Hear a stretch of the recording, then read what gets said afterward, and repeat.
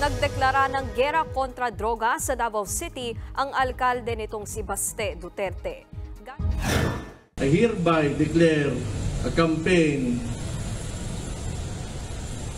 that this city is at war against drugs. This will be your chance to get out of this city. Gaya ng kanyang amang si dating Pangulong Rodrigo Duterte, binantaan din ni Mayor Baste ang mga sangkot sa droga na umalis sa kanyang lungsod kung hindi ay papatayin niya ang mga ito.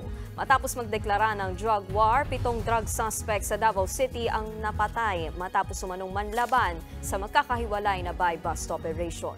Pero paglilinaw ng Davao City Police Office, walang kinalaman dyan sa pagbabalik sa war on drugs. Pag-operation niya ng Davao City Police Office, na ano lang ito kasi nagbigay ng statement si Mayor. Hindi na ito bago sa Davao City Police Office. Mga kapatid, Lucy Cruz Valdez po, maging maalam at may pakialam sa mga napapanahong balita sa bansa. Tumutok at mag-subscribe sa News 5 social media pages.